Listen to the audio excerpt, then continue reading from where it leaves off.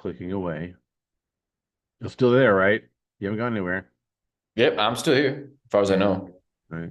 Setting up for your YouTube live. Done redirecting to YouTube.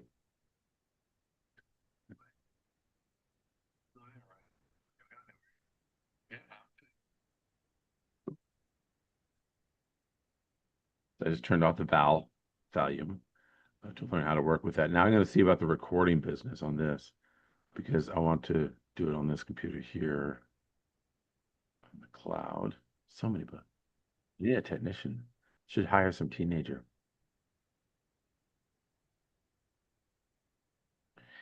Yeah. So okay. Yeah. It is interesting the shift that occurred between the 19th century and the 20th century, I think, because the slavery was no longer slavery was out, right? And credit was in. So Hmm. suddenly you moved from The new having credit. slaves to, well, having slaves. But Yeah, I think that the nobility of the people that actually ended official slavery should not be too downplayed because I think that what they absolutely. did was phenomenal, truly. Unfortunately, like I said earlier, I think part of the problem is human nature because I think there's something in us that likes, on the one hand, not to have to do anything, and on the other hand, likes to have power over others. And so it's in us. And when you get people that don't recognize that and try to curb it, and then they get some ability to create, I don't know, some sort of Bitcoin or some sort of credit or some sort of Hmm. thingamy that, I own you. Then you get the Terry Crews problem. I don't know if you heard that story about Terry Crews. I don't know who that is. Okay, now I got an issue here because Not sure one. Okay, so Terry Crews, What you got?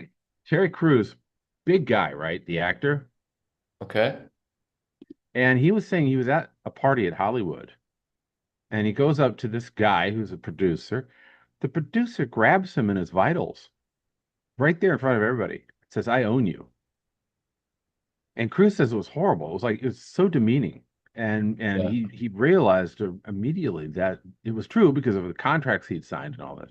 Yeah. So he basically broke contracts and he spoke out about this and he got blackballed. He Indeed, sir. Indeed. Indeed, Terry, tell us. Uh, he didn't get any work in Hollywood. Nobody would hire Yeah. him. Like he was completely out of the fold as soon as he did this. And so it was sort of Ah. it was a different kind of slavery, but it was the same thing. I No, mean, there's not, no. yeah, I mean, in that case, but no, it is real ownership. And I think that's exactly the thing that we see with, I think, a lot of sports players.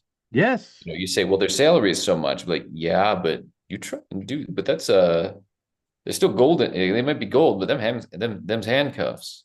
there's In a a real lot way, that not just yeah, in the oh my poor yep, life, I'm a highly paid director level employee in corporate America type of thing. yeah, I think they're much more. I mean, because the nature of their work is with your physical body, so your body is the property of the football team. Whatever basketball team, whatever it is that owns you. In that case, I think that is a very real, though hard to recognize because it's so lucrative, even for the player. I think there's a problematic ownership there that, or actors, some of Terry Crews might speak out about. yeah, But I think there's a far more insidious, like a far more wretched looking thing as well. As we said before, the whole industry behind. I mean, I sound like a emancipationist of the sugar plantation era, but everything behind this, right? The yes, key elements that are mined to make the internet work, to make smartphone stuff work, to say nothing. God only knows what's with AI. But a lot of that is very clearly much more how do you say, paleo classical slavery, right? mm-hmm, Um, mm-hmm.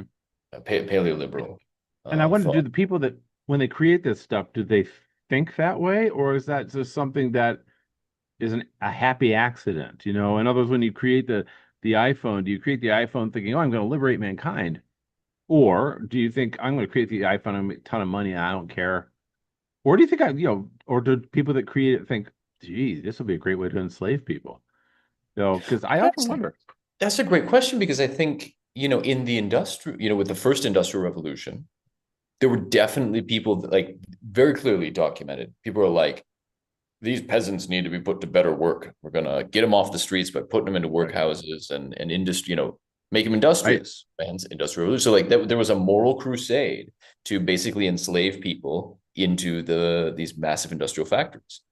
And so that was an attitude. So that wouldn't surprise me if there are people that think that way as well, because those same religious, and it is those same theological presuppositions behind that moralism are still very, very strong in Western Anglophone culture.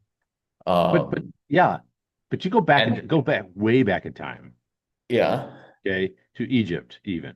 sure, And because slavery is never gone it's from our always, culture. yeah, I know, yeah. Cultures, plural, because it can't count out Mhm. the Chinese or the Native Americans. I It's know, never fully gone from our cultures. I In know. Egypt, when they're creating the pyramids, was Mhm. it you're doing this for the greater glory of Ra? You're doing this because you're going to get plenty of good beer and bread, you know, um, Mhm. or you're doing this because you're all slaves. You're Jews. You're slaves. You Right. know, I do marvel at that because is there And a it's difference between them? yeah, well, that's exactly it. I mean, I think there's a spectrum of that. Because there's the what do you call those? The Chesterton and Belloc group, right? Those Yeah. guys, Oh what they call yes. wage slavery, the Yeah. distribute what ultimately becomes called the Distributism. That's what it distributists. was. Yeah. But these guys, they call wage slavery, and they define basically any corporate employment as you see it in the modern West today. Things that we recognize as just regular, like you're gainfully employed, you have a job. Um, as effective slavery, even highly paid positions. Now they're not equating it to, the abomination of chattel slavery, Mm. but they call it that. It's a kind of slavery. Economically effective, you don't have free choice over what you do with your time and your life. It's Yeah. effectively dictated not by one big brother, but by economic circumstances, a whole structure that's been put in place to direct mass direct at scale, direct people's lives.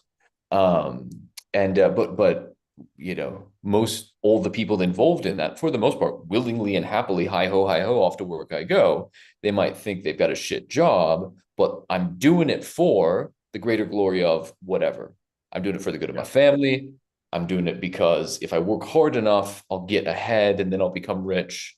That kind of thing. So I think they've got there is not just intrinsic motivation, but there's extrinsic motivation, but there is intrinsic motivation to the people that are classified as wage slaves. Hmm. Hmm. Often, not always, but predominantly, even when they think it sucks, they're still it like you still go to work every day, right? Yeah. Uh, because you Well, don't have any other choice, but you still also think that if you just run harder on the rat wheel, maybe you'll be able to earn your way to I'll get freedom. there. But Yeah. because that's the thing, if you think about it, what do people like? What's if you ask them sort of that reductio kind of questioning?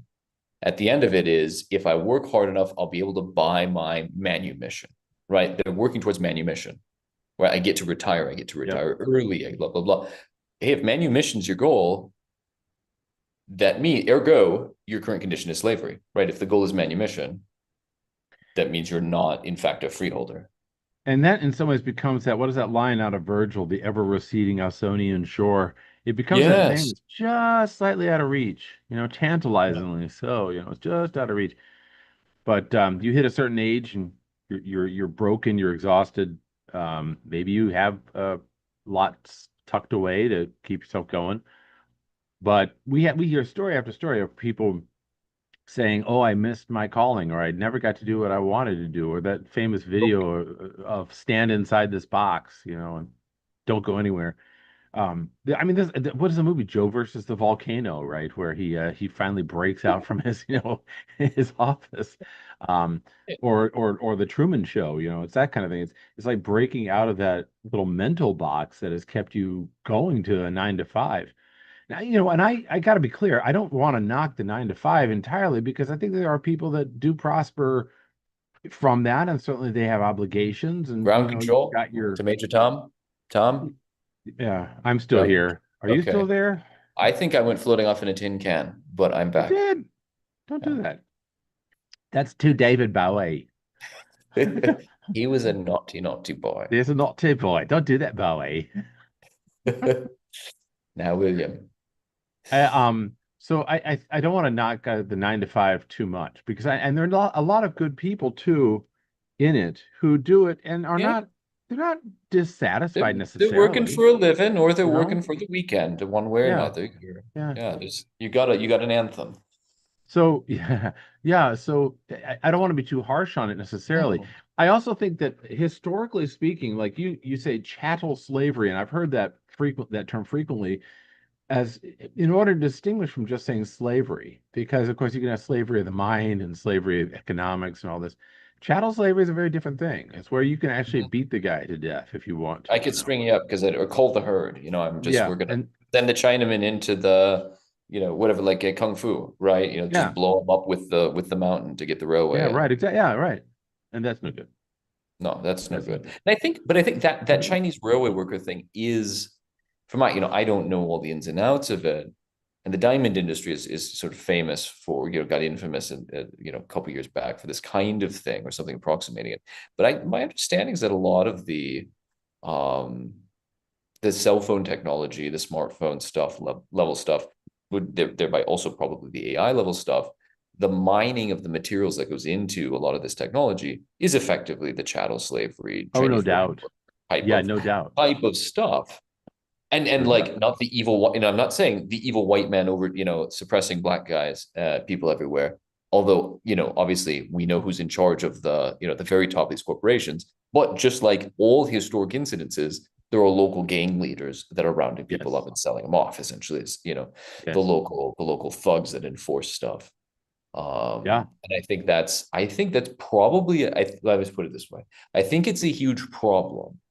But the question that should come that Therefore, the question is still, though, so what, though? Right? Do you go on a moral crusade to try and end it all?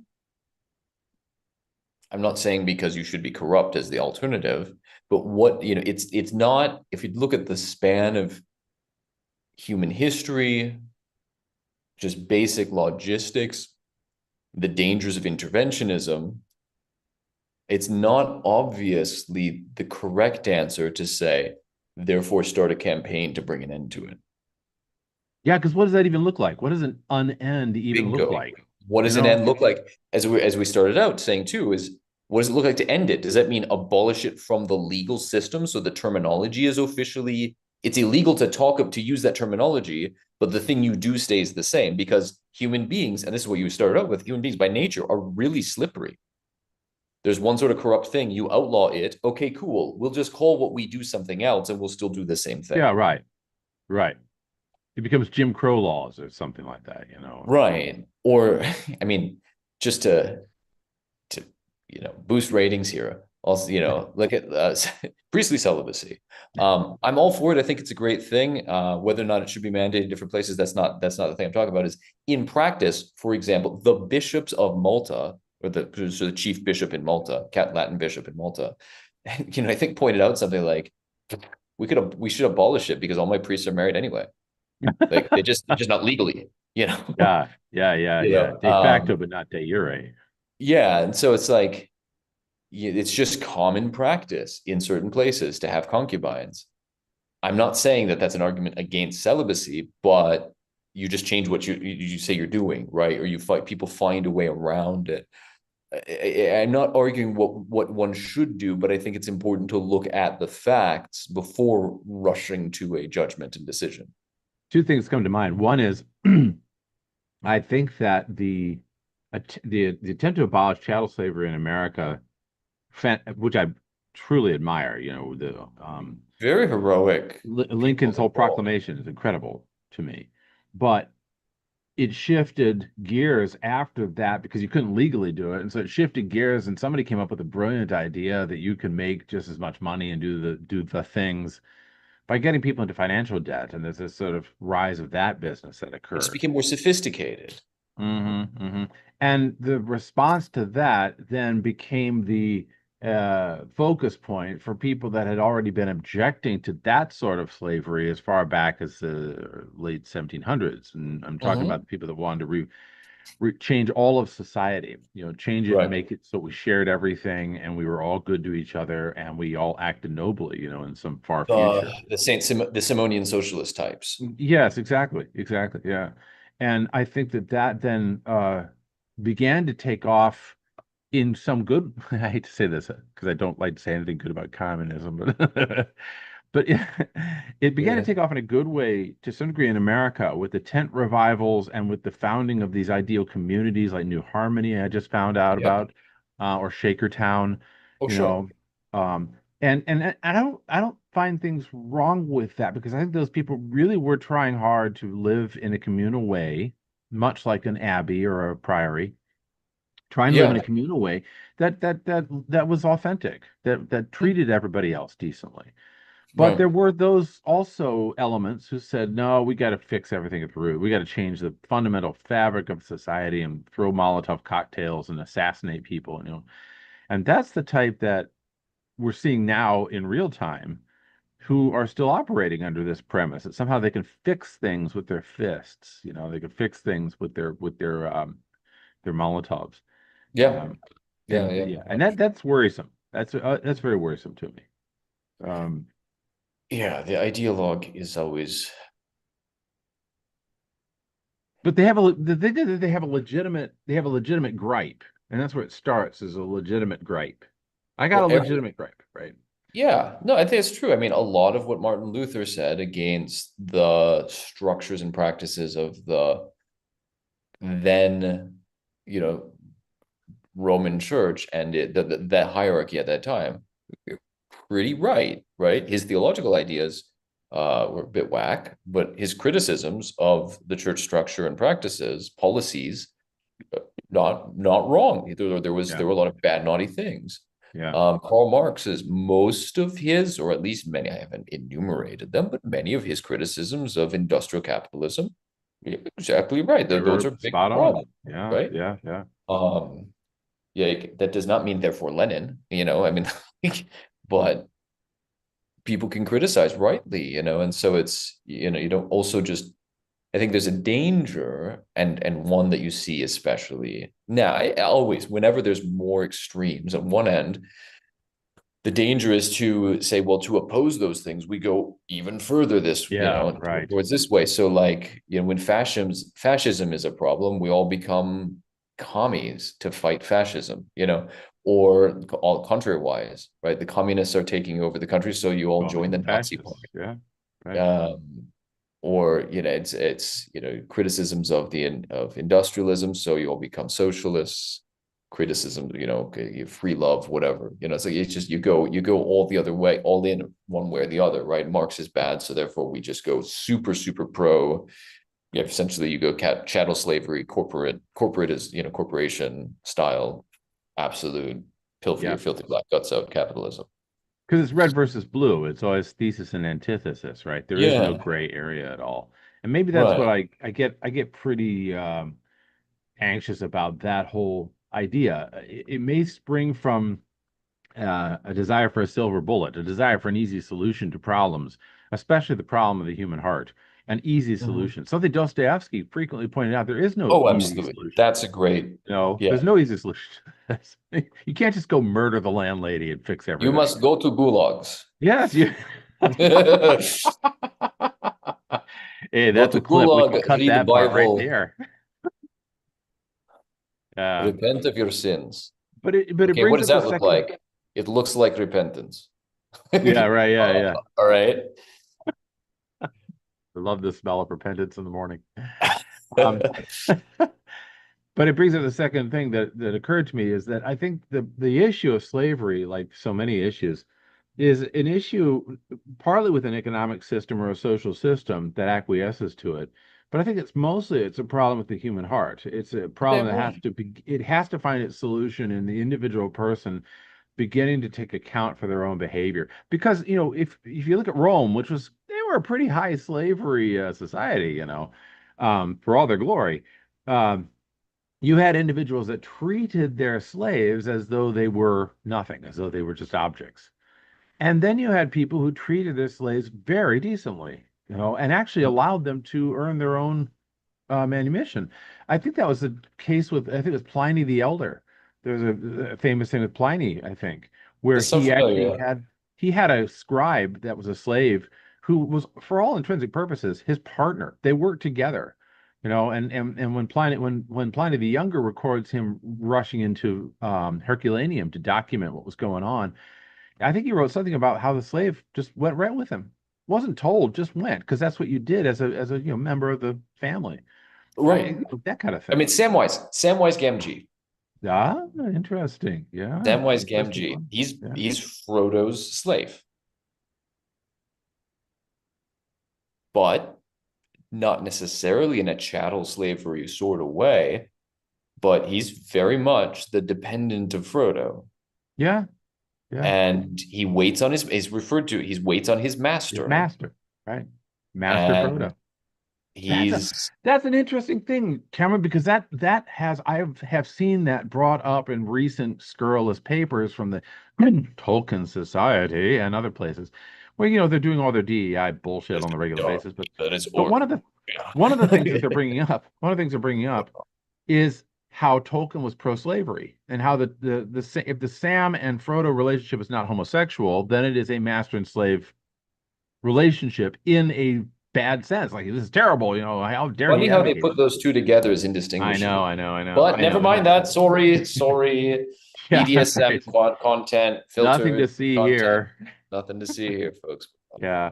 No, it's interesting. But if you take that example, I think Tolkien was very aware on the one hand of the class system in America and or in England, and the way that the lower classes in England, if we can call them that, were in some ways much freer than the upper classes. And yet they waited on them, they served them, they even called them by those names, master, my lord, things like that. Mhm. Um, and of course, England was first to abolish its slave trade, its slave Right. market before America Right. in the 19th century. But they nevertheless kept the class system, and even now have problems with a class system, which they've Well, only increased, of course. But yeah. I mean, and there's some shifts in who actually is the totem pole has yes, changed, and I think that's where a lot of the problems come from. right, right, Uh, right. I very strongly of the opinion the main problem is the shifting of heads on the totem pole, Hmm. uh, because there's power without responsibility. Hmm. Under a well organized system, it wasn't always perfect, but under a more organically organized system, you only had power if you had responsibility for Yeah, you had a yeah, right. reciprocal relationship, which is precisely what's modeled by Frodo and Sam, because Hmm. Sam in one sense Sam is his slave, in the other sense not, right, in the way that most Americans hear that word and think of Yeah, it. right. um, but I think that's something fundamentally different than a slavery system and a class system, Mm. because I think a class system is inherent in human society and not like an inherent evil. It's just part of nature. It doesn't mean some people. I'm not saying like most social. You say y'all been Marxistized. You've all been communist, whatever, right? Yes, You've all been Jacobinized. You've all been Jacobinized. Jack and Benigns. Yes. and and I think that's a problem because we've got this allergic reaction to hearing this. Now, I'm not saying what you all immediately think I'm saying, that some people are just better than others. I'm not saying that at all, and I don't believe that. But people do have different roles, not only by blood, mostly by choice, but most of our choices are conditioned by our upbringing, right? So it's not genetic. Some people are more inferior than others. It's we have different roles in society, and many people are happier. They express the express preference for just being able to live a simple life doing Oh, my thing. I And know I others do. tend to be more driven, or they may have more capacity for taking on organization and management of responsibility for the common good Oh, that's a really good of point. some number of people, Yeah, right? that's Some a good people are point. more oriented towards active management of the common good, and Yeah. other people are much happier contributing in small ways through a simple life to the greater common good in the agglomerate, right? A bunch of people That's a doing that really good together. point. That's a really good point. Yeah. And I think you need that. And that's, I mean, that's effectively what a class system is. That's different from a rigid caste system, which is what Hmm. I think most modern people think of when they hear class system. They hear a rigid caste society, and that's not the same thing. Yeah, caste is you're born there, you're going to stay there, and that's the will of the gods. It's And fate. exactly, and some people are just more divine than Yeah. others. That's I think problematic because then you're not the same species, you're not the same race anymore. But a Yeah, and you class can't system, change it. There's nothing you can do to change it, too. and I think historically, there's actually phenomenal through most periods, not all, but most periods of say Western history. There's Christian, I would say specifically Christian. Forget Western because that's a very fluid term. Um, Christian history, there's phenomenal fluidity between the classes. A family might rise to more prominence, and over a few generations, they're no longer in that same class. Sure. Yeah. An Right. individual born into a peasant class can become pope, right? I mean, this is, Yeah. and, Like the and banking so on and so families. forth, Yeah, the banking families of Italy. and they rise, right?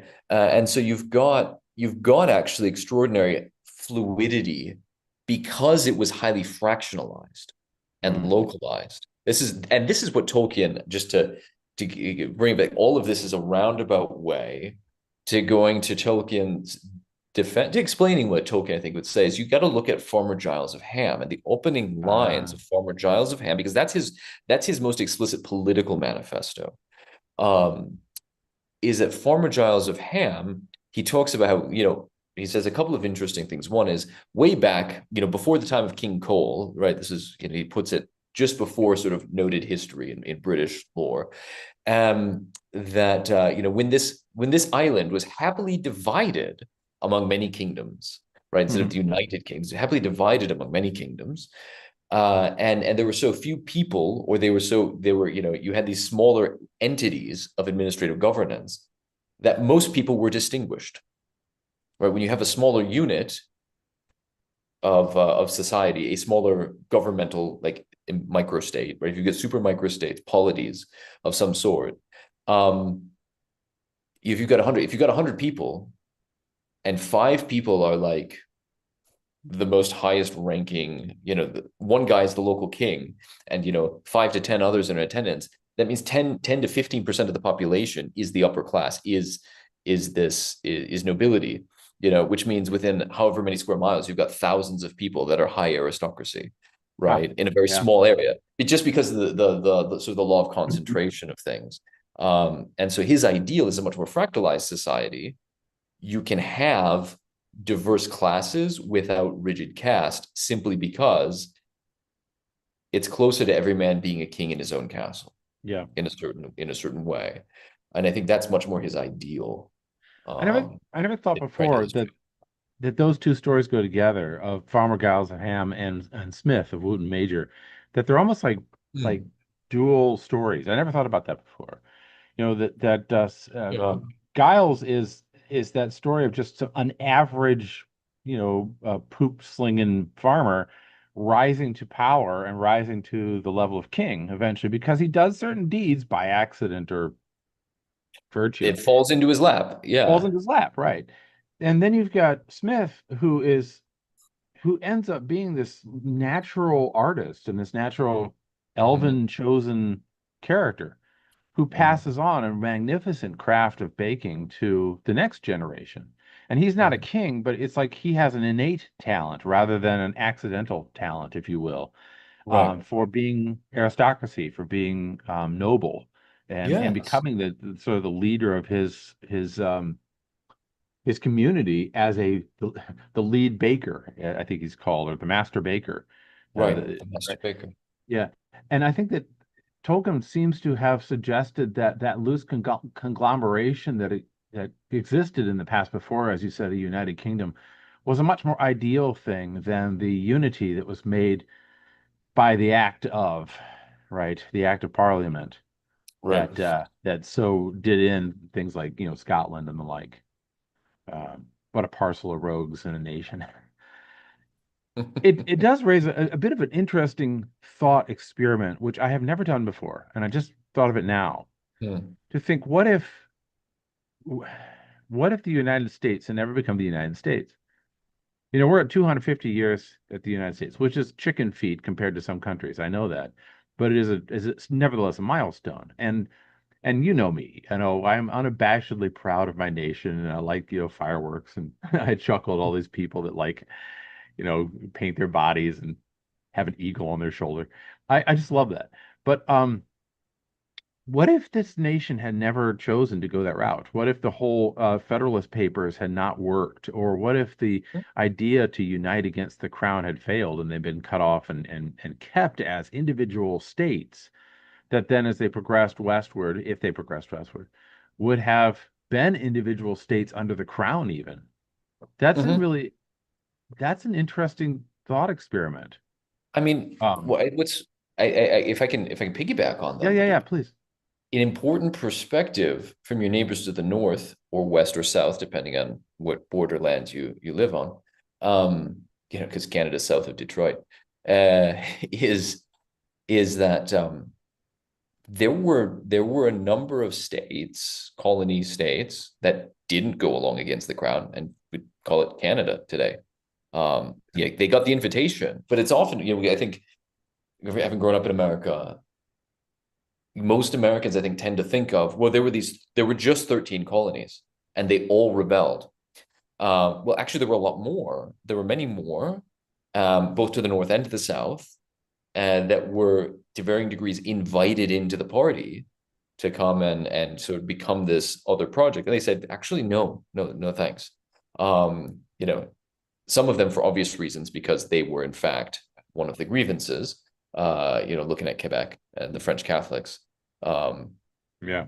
but there were those who got invited and said, no, actually, we're not, like, we just don't have those same pain points. Effectively, we'll put it in the most benign way. Ah, And so they say, no, we're with the crown, in fact.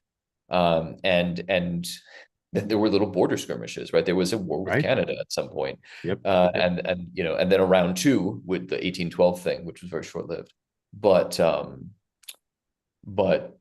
not everybody went along with it, and I think that's an Hmm. important part of the narrative that's usually entirely left out from the United Statesian side of it. But I think taking that into account, that becomes easier to kind of envision and imagine Yeah. what the scenario that you're proposing. That what if it hadn't gone this way? What might it look like?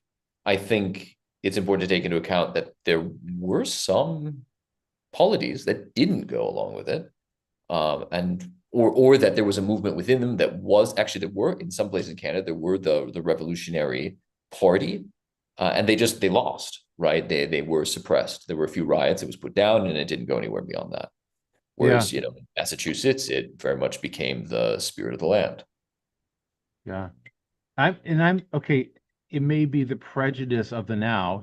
This is where we are, and this is where, the best of all possible worlds, as Pangloss says. Sure, sure. Um, but nevertheless, I think about two things in particular that I think the world would be in a much worse state if the United States had not become a federal uh, government, a federal country, democratic. Um, what do they call it? What is the term that Hamilton uses? It's um, not, he says federal, but he says it's a democratic republic, I think is the term he uses. Anyway, it doesn't matter. If Mhm. we had not become that, one thing is that I don't know about whether or not slavery would have been ended. Um, the 1860 conflict, for instance, that brought an end to slavery, at least de jure, Mhm. um, would not have occurred if they were individual, on the one hand, if they were individual nations here on this continent that just butted up against each other, but had somehow separated from the crown. And if they were still part of the crown, I don't think there would have been a conflict that would have ended that that institution, that peculiar institution. I think probably I think that the areas that required slavery the most, which were those up and coming agriculture areas in the South where nobody wanted to live because the South is abysmal in terms of weather, I Mhm. think that they probably would have maintained their slaves for quite some time, which would not have been a good thing, I think. And I'm not just talking the black slaves from sub-Saharan Africa. I'm talking Right. the Scottish and Irish slaves as well that were brought over as indentured servants. I don't think that they would have ended it. Um, Well, here's an interesting thing. Canada abolished slavery in the 1830s. yeah.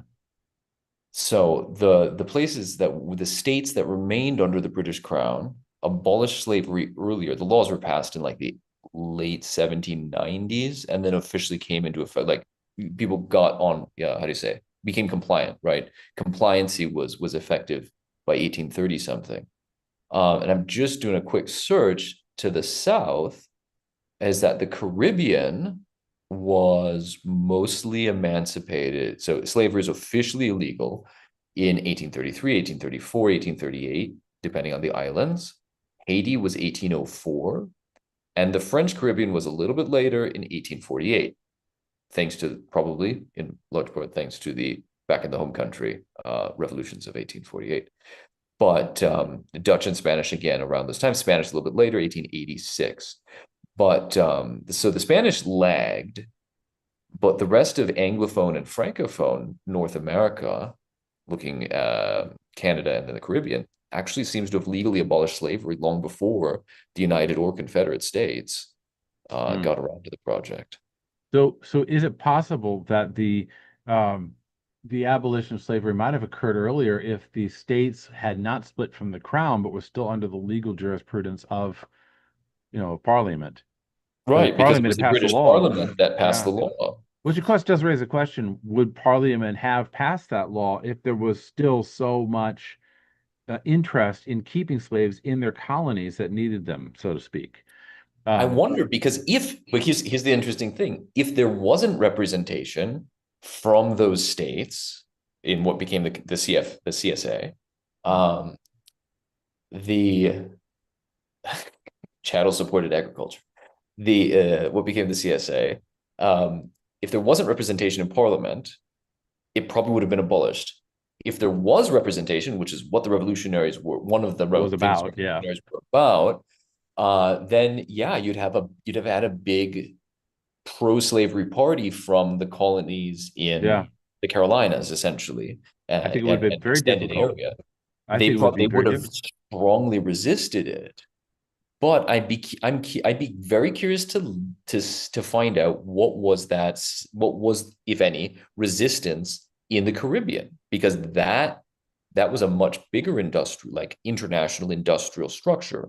Yes, it So the was. sugar trade and all of that, in terms of its dependency on slavery, um, over say the cotton industry, something like that, Yeah, well, you tobacco. had to have the And so I'd be curious, what did resistance look like there?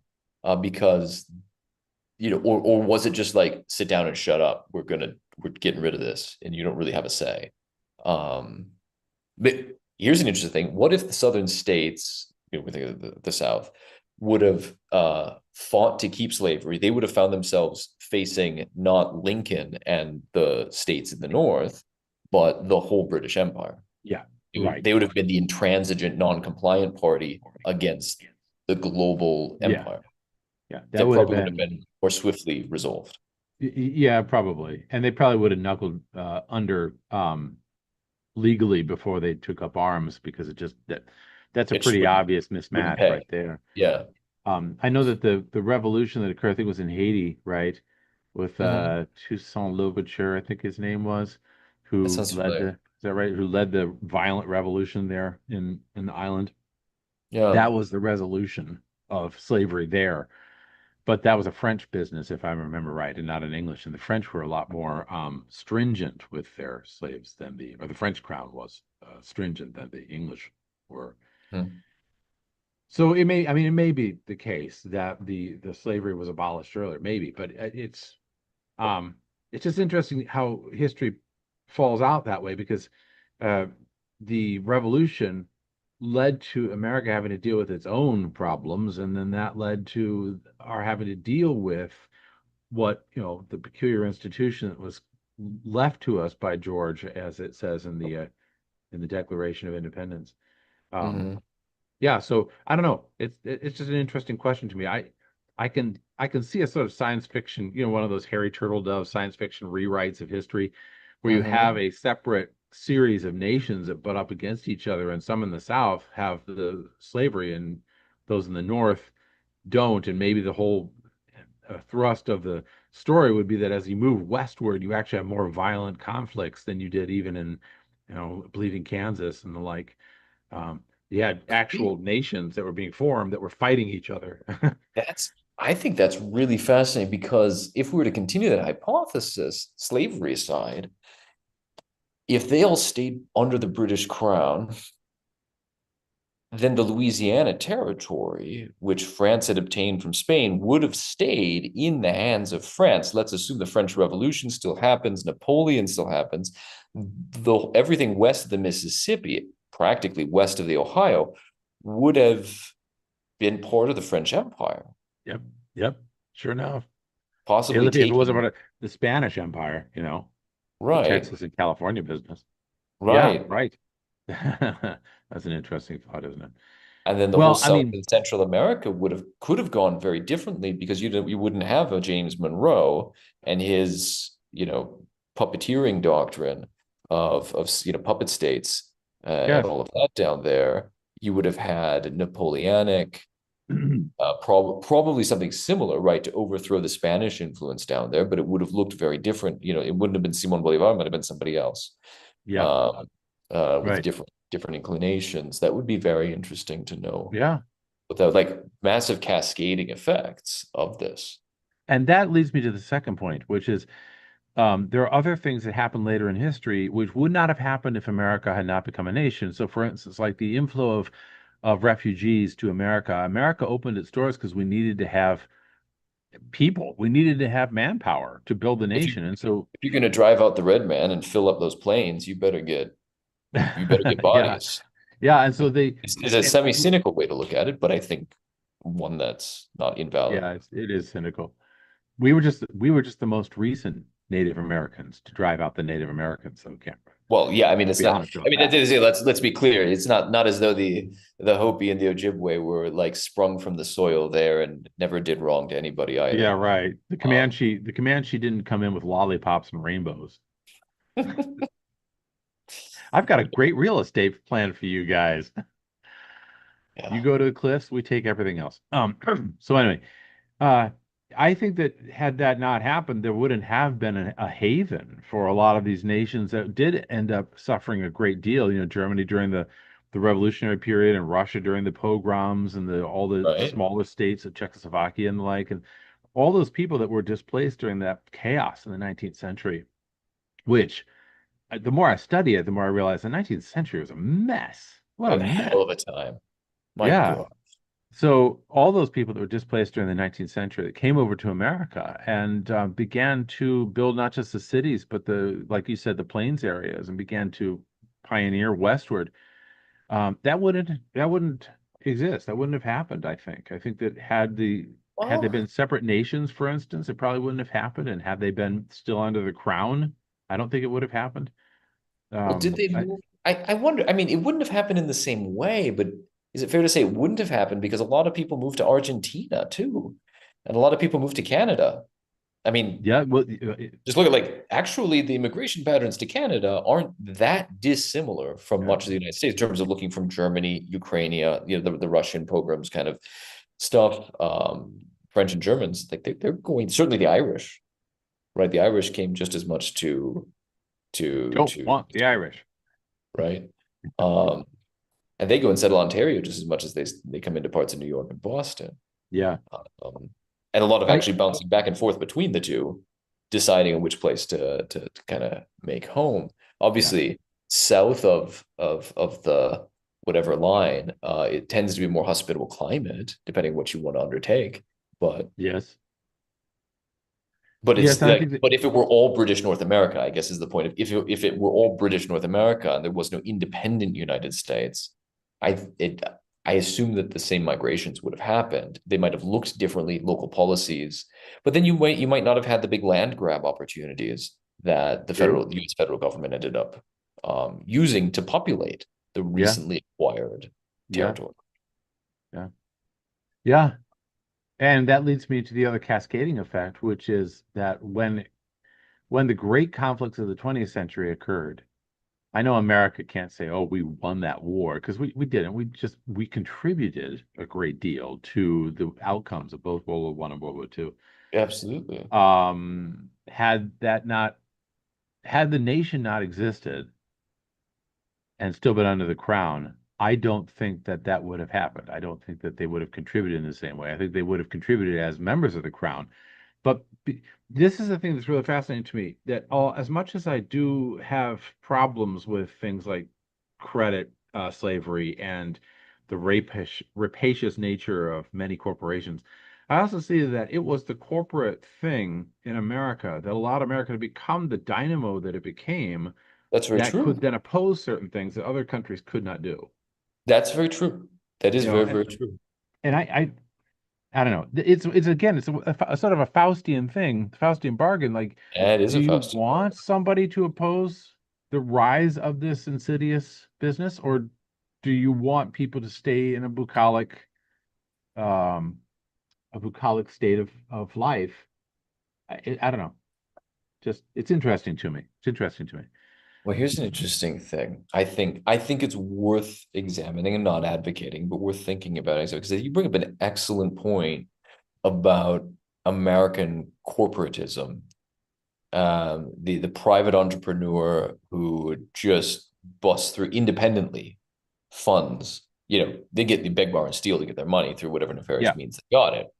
Robber barons, the railway barons, all of these, up to Elon Musk and the social media tech guys today, yeah. um, is that's I don't say it's not in every way unique to the United States, but it's a unique genius of the United States, right? In the sense of a local space, very much springing from that culture in a way that it does not has not sprung from any other culture. Yeah. And it was those private individuals who were able to and are currently doing, because they are able to, and they're doing various things that no traditional state is capable, was shown itself, well, it in fact did not do, right? Spot on. Like, did not, does not do. These private corporations do. Um, this little 10th grader inside me still can't not I giggle know. when I Don't say go there. It's your hero's duty not to go there. it.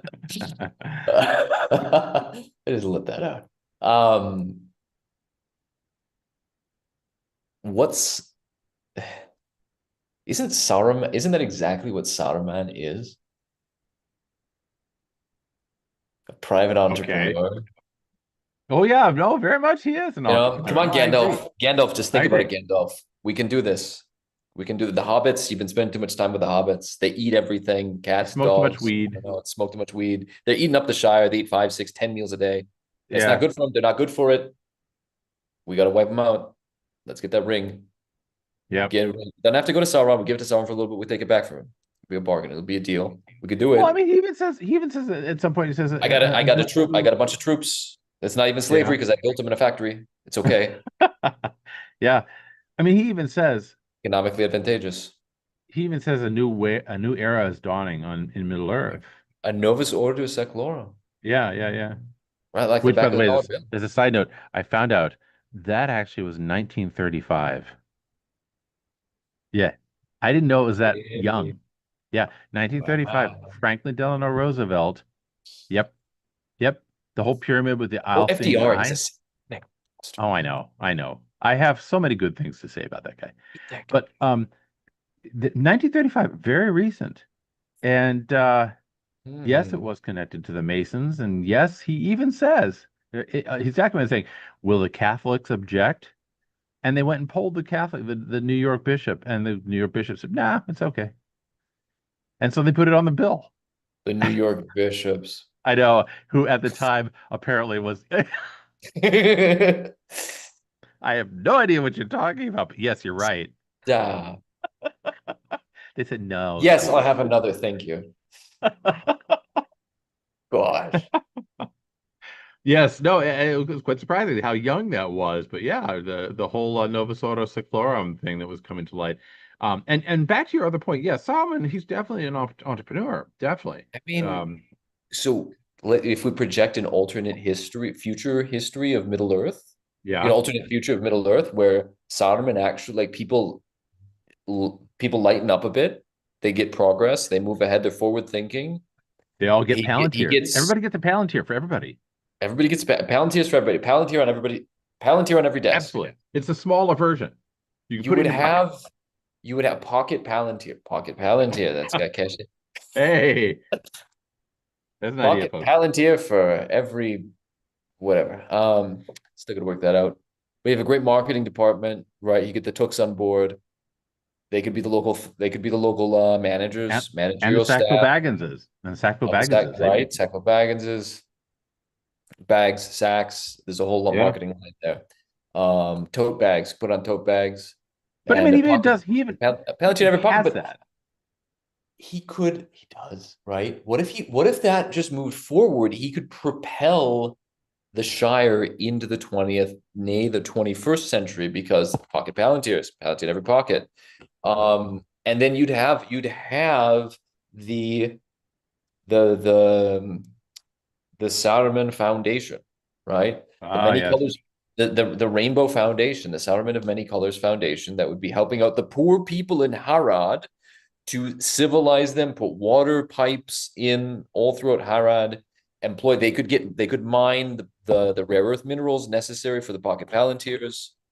But you'd also establish funds so that like one little Hobbit girl could go to college there at the the College of Right. Barad-dûr, The and she College could of study. Barad-dûr, we could repurpose that and make it a great university, Yeah, best university in Middle Earth. yeah, that and Valar will want coupled to send with their children there. yeah, coupled that with the Minas Tirith University, and you get yourself a campus. Yeah. This is funny. I mean, it's funny, but it's also, I think, an interesting way of looking at it because, of course, Yeah. Tolkien's one of the wonderful things about Tolkien is that things are very clear in his book. The evil is evil. There's no doubt about it. It's Yes. not, there's not like a nuance with Saruman that, yeah, he is kind of attractive. So he's very, and I love his works for that. I really do. But in many ways, one could shift it and say, what would it look like if it were pro-corporate, if it were pro I fascist, mean, if we're pro all that. yeah, because if we were to go that, if we were to try and align the outcome of the Lord of the Rings with the 19th, 20th, and 21st century Yes. in our align it to our experience, it would either be a more liberated, enlightened Middle Earth, or a very damning critique of our current society, right? Because if we, Or both. I mean, right, we said it was just to say the same, depending on your take on it. Yeah, like a Babbitt, you Either know. they all got it right. Now we're going to fix Tolkien. It'd be like, we're going to be like the Soviets. We're going to rewrite some stuff to make it go right. We're going to fix Tolkien, rewrite it to make it fit how it should be, right? From the modern world perspective, Or make them where loopy. Saruman finally become like people become to appreciate Saruman for his philanthropic genius and entrepreneurial genius, for what he is. At least he's a good businessman and so on and so forth, Mm. Mm. and projects forward. And you get industry, you get manufacturing, you Hmm. get Hmm. Hmm. Palantir in every pocket, you get social advancement because the universities and these foundations for young Hobbit girls, Rosie Gamgee can go Yeah. to the university and get her degree. She And become liberated from Samwise even, and yep, and uh, get rid of all these pieces of clutter that nobody pays attention to anymore because who needs a party tree? I mean, it's just taking up space. Put a right, mill there. It's much more efficient. no, more effective. And I mean, that's kind of the hit. Like, well, what you got to face the facts that these things that sound like, oh gosh, that'd be terrible to like. It's a terrible rectification of Middle Earth. You say, well, that's the 19th and 20th century, right? Like, isn't that Yes. kind of what we saw or seeing? And then I think Yeah. we get what Tolkien's actually proposing to us, and Tolkien be like, yeah, Yeah, I think so. I think no so. shit, Sherlock. Yeah, I know. That's the I think point. so. I think he's he's proposing it from a perspective that is very clear. So he doesn't do this sort of sarcastic, sardonic nuance that you see in some of No, the critiques, of no. of the modern era. Um, like, okay, for instance, you take Brave New World by Huxley. Huxley was definitely critiquing something that was very real, I think, which is the Right. Yeah. decrepitude of society. But he Yeah. does it in a sort of tongue-in-cheek, almost cynical, sardonic way. And so you have to think, Yes. is this wrong to have the orgy porgy? Is that, Or are you do we kind of have something like that?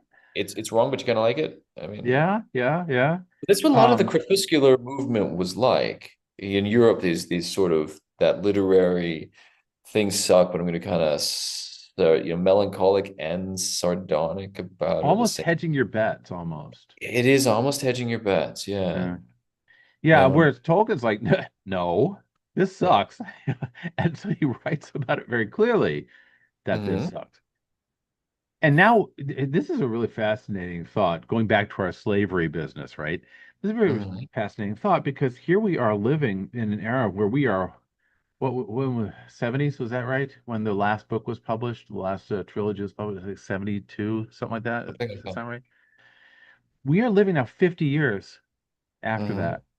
And the fallout from that is already visible, very visible. There are, first off, there, like you said, the cell phone, which is a Faustian bargain, definitely. Palantir never talking. And all of us are operating in a sense that we have to have the thing to do our daily lives, but we hate the thing at the same time. We've got people rebelling against this whole technology thing and going back to analog, um, or back to the earth. And at the same time, you've got this sort of normalization of certain things that before would have been heinous, hideous. Not just things like certain behaviors sexually or whatever, but I mean, in what would have been seen as heinous as getting to Mars, right? How do we get there? Is now sort of like this is what we're this is what we're doing. This is what we're headed for.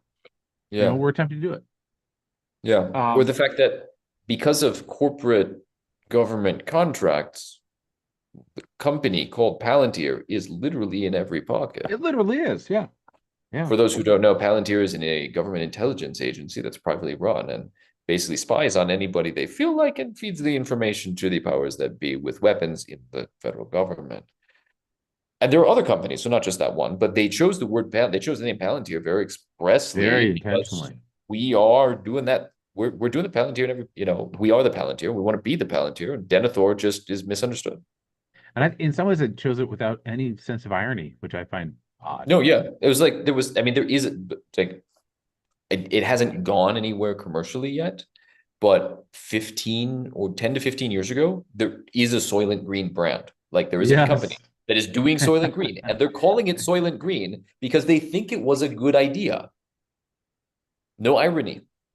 Just, By the way, if people yeah. don't get that, they may not know what that is. Soylent Green was a movie back in the 1970s with Charlton Heston where the world was Where's starving. And Charlton so, Heston, Grandpa? yeah, with an actor. And anyway, in the future, people are starving. And so what they do is they basically take humans and they turn them into food called Soylent Green in order to feed the living humans. I mean, it's a great science fiction classic, but it's heinous. And yeah, and then you get a company that comes along and said, "Yeah, our product is called Soylent Green." Is that I promise there's ironic? Are no you people being in it. funny? You know? But like even the whole thing about getting to Mars, I'm actually all for space travel. I'm all for like people trying to do this. That's cool. Part of the problem is that I think many of the folks now see the best way to get there is to form a one world government, is to form a new world order. That's the best and most efficient way to get to Mars. Because if we work together like ants trying to, climb up the wall of Palestine, like in what was it, World War Z? Um, Yeah. if we work together, we can do that. So let's all just come together in one big happy government, and we'll build a line across Saudi Arabia. It'll be great. And gee whiz, people. We moved from I was gonna say with the colonizing Mars thing. I'm like, yeah, but I've read too much Isaac Asimov, and Yes, right, exactly. Yes, yes. God damn, iRobot and you Martian know. Chronicles and The Yeah. Martian Chronicles, man. And then you went right for Dune. Like Well, that's the thing is, I honestly think that the greater writers of the 20th century were not these like Beckett's and who's the guy waiting for Godot. I don't think those guys matter. They don't matter. they were late to the scene.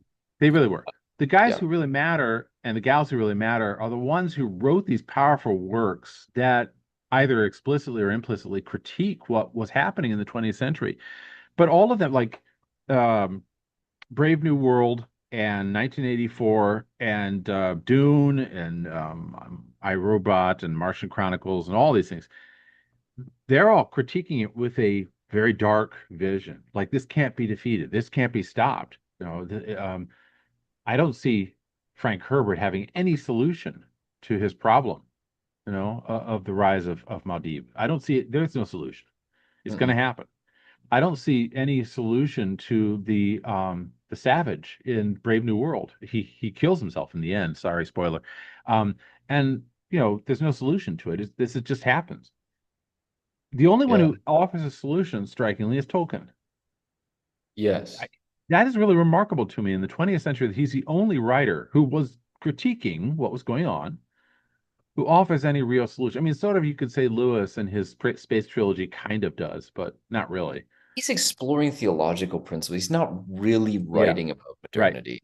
He's right. trying to give an alternate salvation history, like make salvation history strange so you can reappreciate it.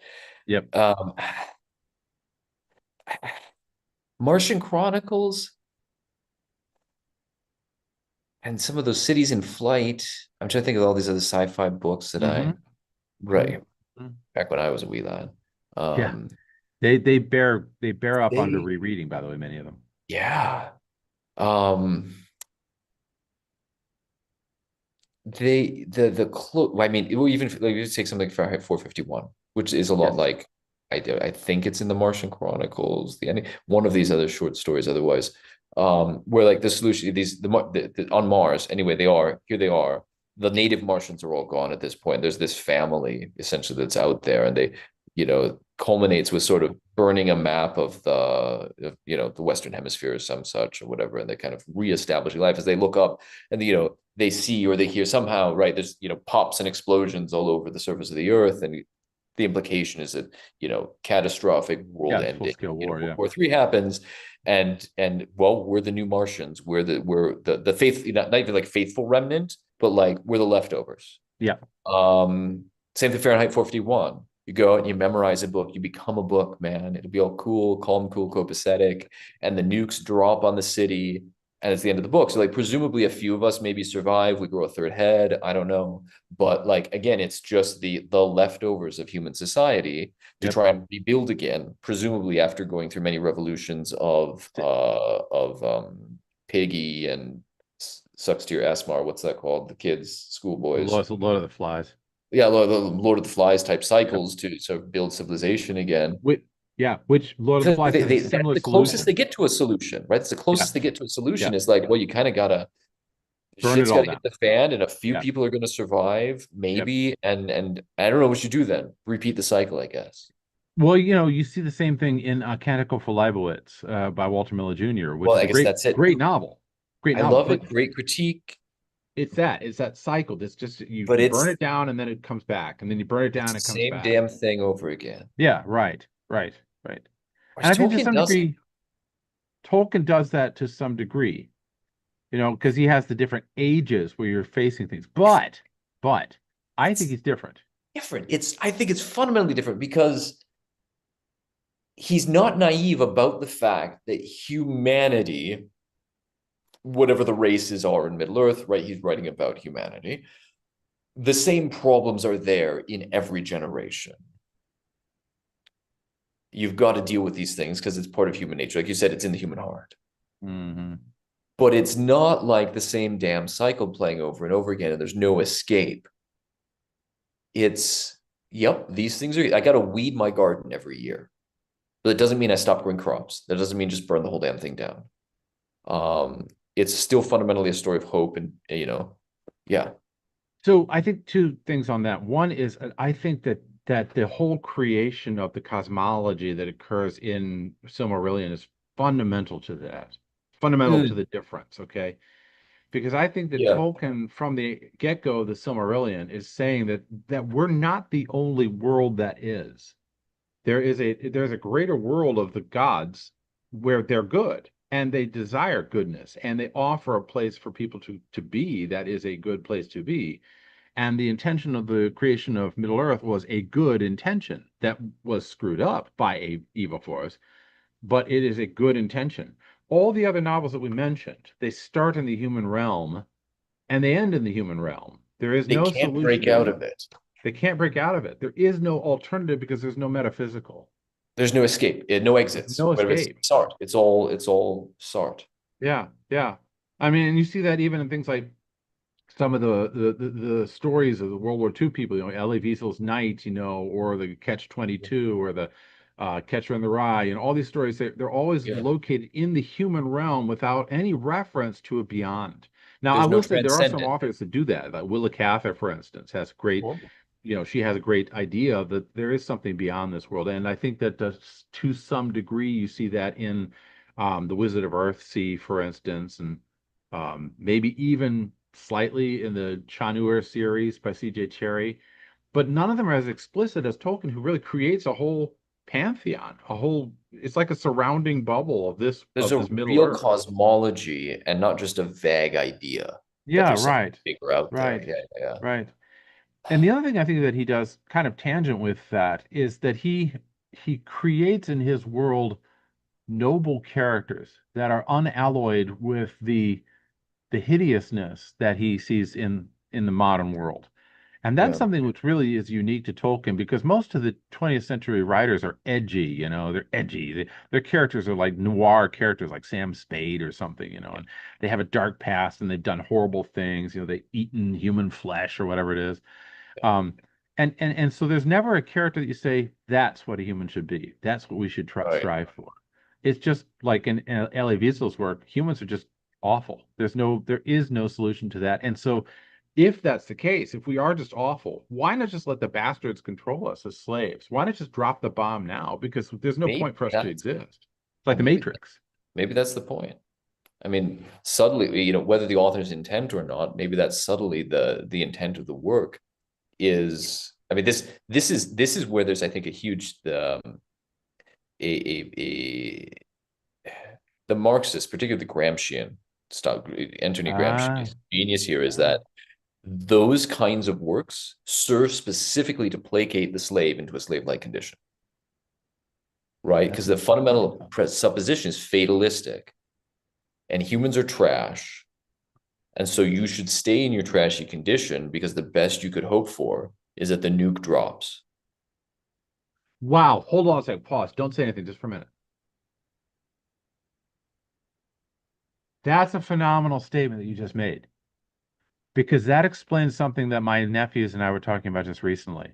Okay. Why is it that all the education system, at least in America, pumps young people full of dystopic works with no vision of hope, with no vision of heroism, with nothing they can latch onto in their most crucial years when they are very close to putting a razor to their own throat? Yes. Why do the schools pump them full of that kind of dark hopelessness in terms of their vision? I think what you just said explains exactly that. That essentially it's part of a program to keep Mhm. people enslaved. Because when you don't have a vision of how to get out, if you don't have a vision of what a human should look like, then all you have is just cockroaches, as Agent Smith says, right? You're just cockroaches. You need Yeah. to be exterminated. You need to be turned into batteries, basically. That's ooh, okay. That just increased my conspiracy level very high. Conspiracy level today is Conspiracy rating has high. now weep weep weep. Go to super mode. Huh. I think that is precisely it. And whether that was intentional from the beginning or whether that was just something that fell out, I don't know. I Whether it's don't one know. man controlling it or just like the comedian says, hey, they all hang out at the same damn club and you know. Yes. Right. It Yeah. just George George Carlin. Yeah. yeah, Carlin, prophet of our time. The Yeah. it's because if that's the best, if the best you can hope for is to run up to the camera and blow your brains out, right? Like the end of whatever that is. Then you've already fallen for the lie. Yeah, like that's you are utterly controllable. Which is why I think, my mom said the other day that she's reading again the Two Towers. She says every time she reads this work, she feels clean. It's like reading Mm. Jane Austen. She feels clean when she reads them. And I think that the popularity of those two works, of Jane Austen and of this Tolkien's works, is not based on the fact that you have a lot of pot smoking little farmers, that you can like have No, this agrarian dream, and it's not based on the fact that we like hack and slay stories like Gary Gygax. I think it's really based on the fact that people, generally speaking, hunger for good stuff that gives them a vision. Without a vision, the people perish, says the good book. I think without that vision, the whole thing comes crumbling down, not just out there, but also interiorly here. And so I think that that's probably accounts for the popularity of Tolkien, probably Jane Austen too, over and above the plethora of other books that are offered regularly.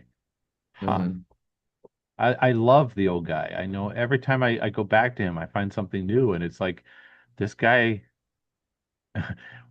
What if Tolkien never existed?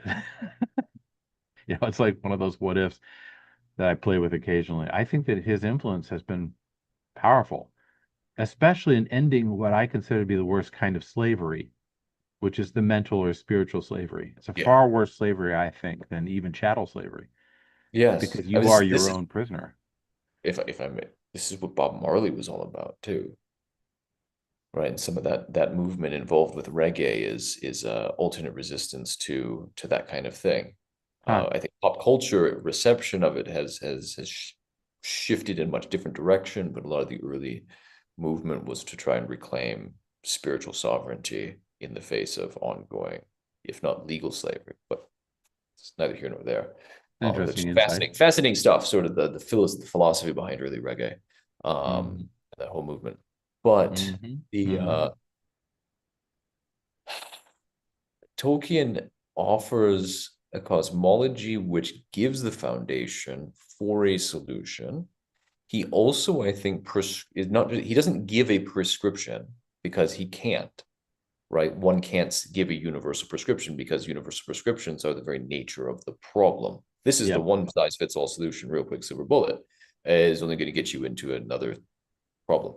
Um, but he gives us also, I think, more than just he proposes solutions or directions towards a solution, but I think just as importantly, more than that, he also gives us a vision of a sense of it doesn't have to be this way. Yeah. And that's that Right. fundamentally unfatalistic for aspect to him, Yeah. is that there's an alternative way things could have played out historically, which means there's an alternative way that things could go from here. In fact, he Yep. has a conversation between two main characters a couple of times in the stories that's effectively to that effect, right? Gandalf's talking to Frodo, I can't say much more than that. Bilbo was meant to find the ring, which means that you were meant to have it. Yep. There's alternative ways that history could have played out, and that means that there are alternative pathways before us today. And that may be a comforting thought, Very, right? very. Yeah. I mean, you could end up being a Turan bar. It's true. But Yeah. you could also end up being an Aragorn, you know. And the difference So between those two would be an interesting thing to examine at some it point. would, yeah. Hmm. I think we should end it. I think we Right. should end it. That's a very, wow. That was good. Plenty to chew on, Yeah. but plenty to still to discuss. So I'm looking forward to meeting next week, maybe, and picking up the Yeah. Turan bar thing again. Likewise. Let's pick that up. I think that Yeah. would be very fascinating to dive into. Yeah, let's do that. Good. Excellent. Well, my friend, Right. take care of yourself and God Good. bless you Thanks. You and keep too. you. We'll see you in a bit.